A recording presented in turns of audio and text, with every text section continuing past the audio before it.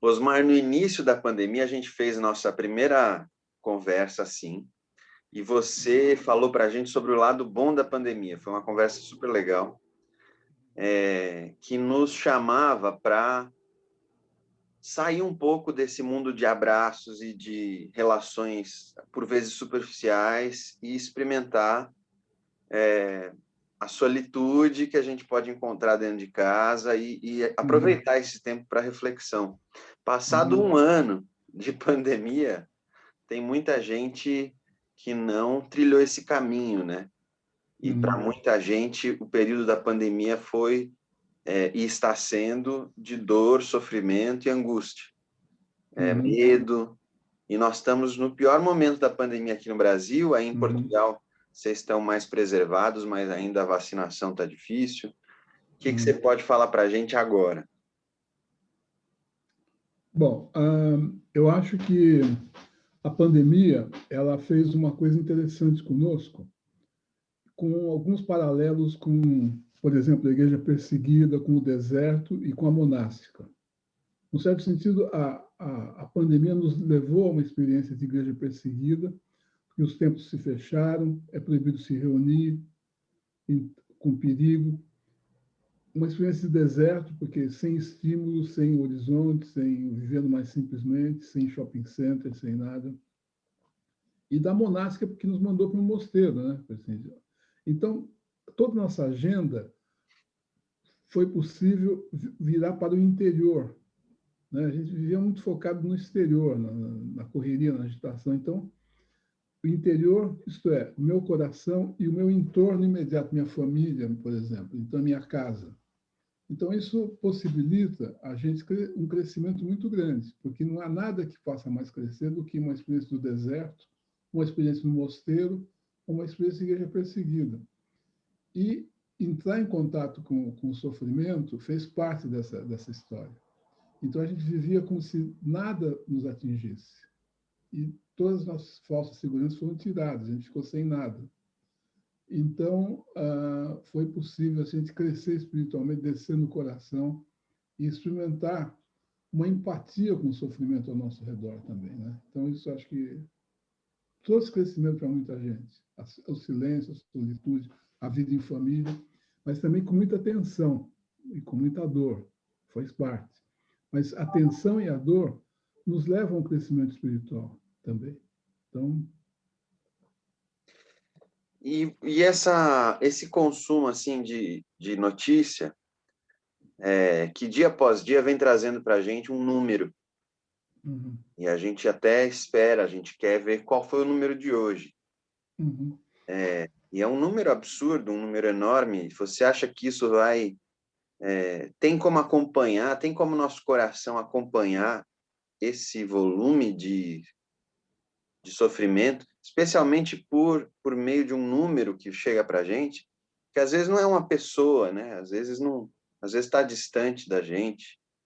Como se manter empático com esse volume de sofrimento?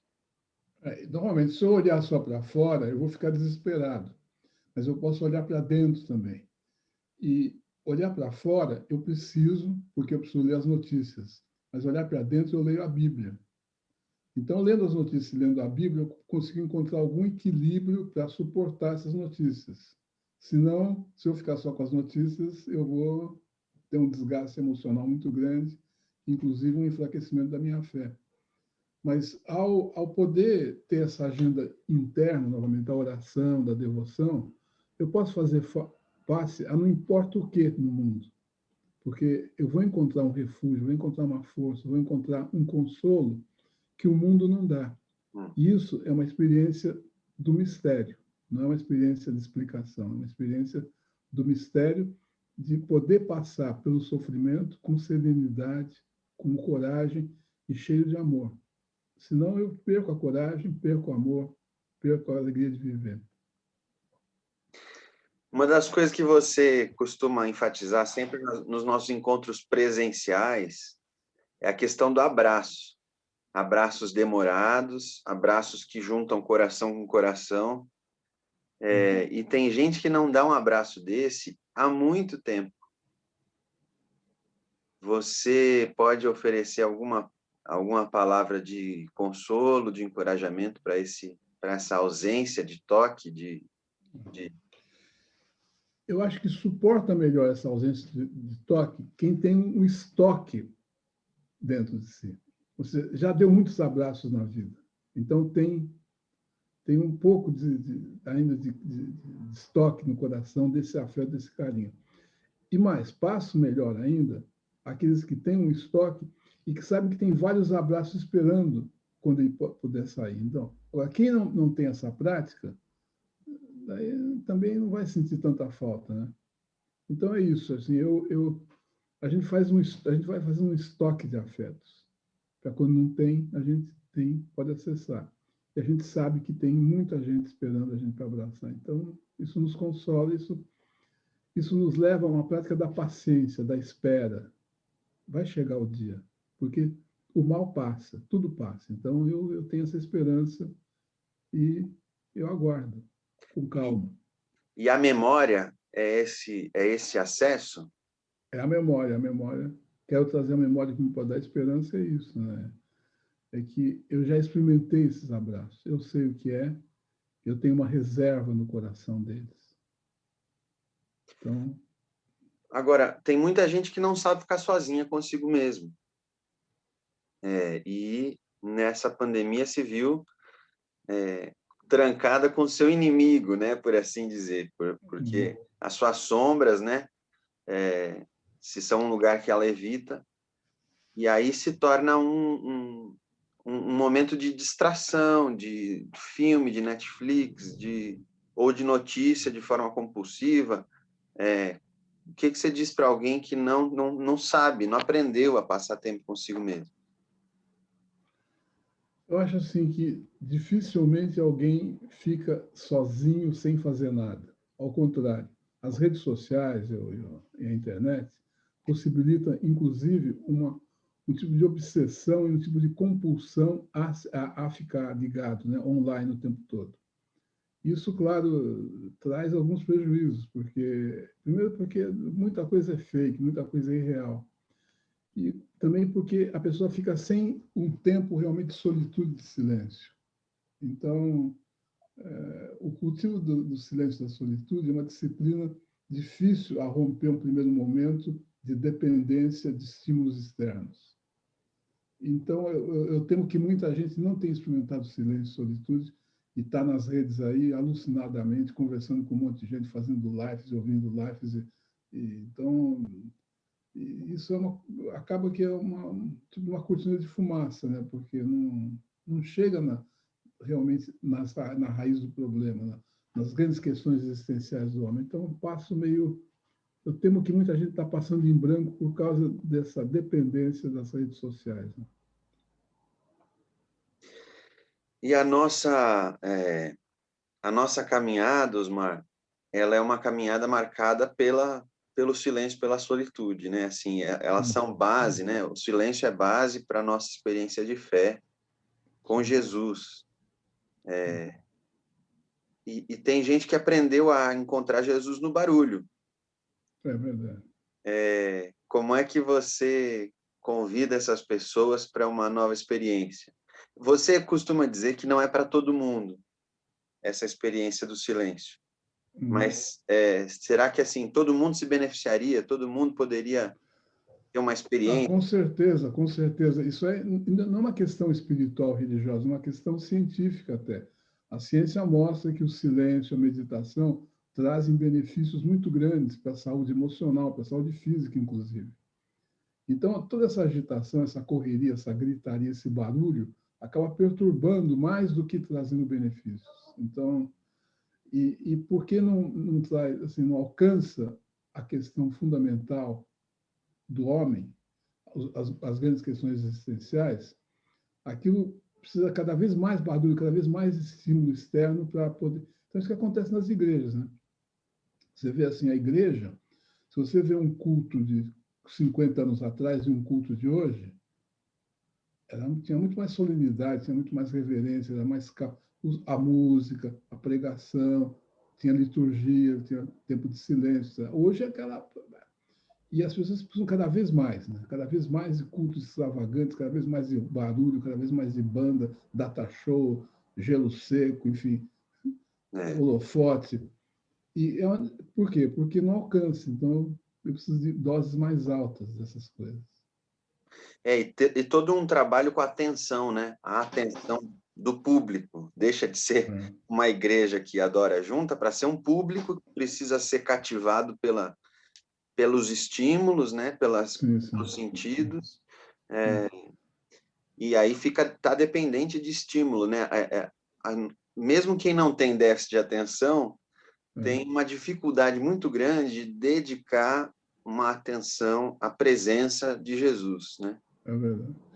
Eu costumo dizer o seguinte, que hoje a igreja alternativa é uma igreja litúrgica que tem órgão e canta hino. Essa é a igreja alternativa. Porque ficou tudo igual, né? Assim, ficou tudo muito parecido. Então é difícil a gente chegar perto de Deus nessa coisa mais eufórica, mais barulhenta. E um dos aspectos fundamentais da sua prática de fé, da nossa prática de fé, é a questão da presença. Uma crença e uma experiência de que Jesus está sempre presente, Deus está sempre Uhum. presente, mas nós Uhum. não. Nós estamos ausentes na maioria das vezes. Fala um pouquinho para a gente sobre isso.